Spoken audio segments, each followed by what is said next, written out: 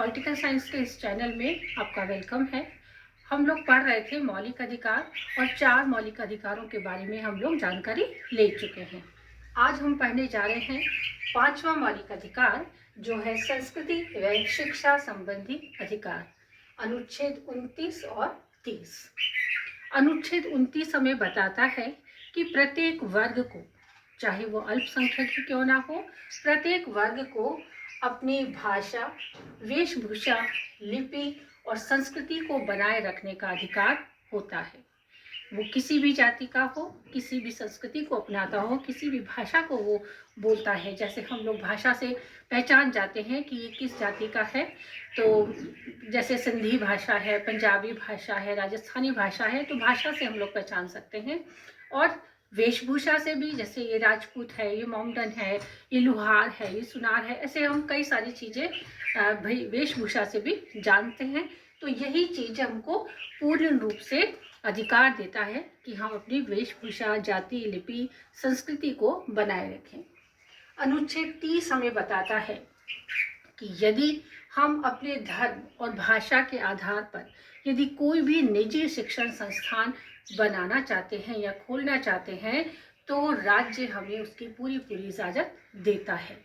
और राज्य किसी भी रूप में भेदभाव नहीं करता, चाहे वो किसी भी जाति और धर्म का शिक्षण संस्थान हो। यदि वो अपने धर्म और भाषा के आधार पर निजी शिक्षण संस्थान चलाना चाहते हैं, उसका प्रशासन चलाना चाहते हैं, उसको किसी भी रूप में शिक्षण संस्था किस रूप में दी जाएगी, वो सभी कुछ राज्य के द्वारा अनुदानित होता है और राज्य इसमें कहीं भी कोई भेदभाव नहीं करता। अनुच्छेद 30 ये कहलाता है। अगला और सबसे इम्पोर्टेंट मौलिक अधिकार है 6वां मौलिक अधिकार, संवैधानिक उपचारों का अधिकार, अनुच्छेद 32। इसे हम जान चुके हैं कि डॉक्टर भीमराव अंबेडकर ने इस संविधान को, मौलिक अधिकार को, संविधान के इस मौलिक अधिकार को, अनुच्छेद 32 को सबसे महत्वपूर्ण बताया है। क्यों बताया है? क्योंकि अंबेडकर की नज़रों में यह संविधान की आत्मा है, उसकी कुंजी है।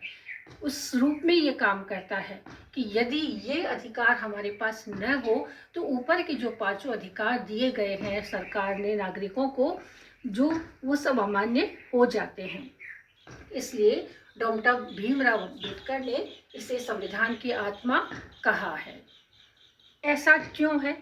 क्योंकि ये जो अधिकार हमें प्राप्त हैं, वो सभी अधिकार उच्च न्यायालय और सर्वोच्च न्यायालय के द्वारा संरक्षित है। प्रत्येक नागरिक यदि कोई व्यवस्थापिका द्वारा बनाया गया कानून या किसी प्रकार का ऐसा निर्णय जो किसी न्यायालय द्वारा दिया गया हो और वो मौलिक अधिकारों का हनन करता हो, तो ऐसे समय में व्यक्ति विशेष सीधे उच्च न्यायालय या सर्वोच्च न्यायालय में अपील कर सकता है। यानी कि सर्वोच्च न्यायालय में सीधी अपील भी की जा सकती है यदि कहीं मौलिक अधिकारों का हनन हो रहा होता तो। सर्वोच्च न्यायालय 5 प्रकार से हमको संरक्षित रखता है।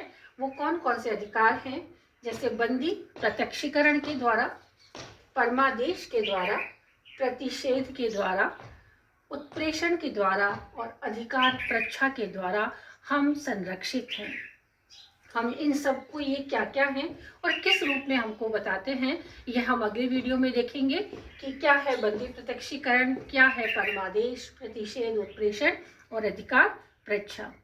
एक विशिष्ट जानकारी है इसी से रिलेटेड, दिसंबर 2002 में 86वें संवैधानिक संशोधन के द्वारा शिक्षा के अधिकार को भी अनुच्छेद 21A में जोड़ दिया गया है।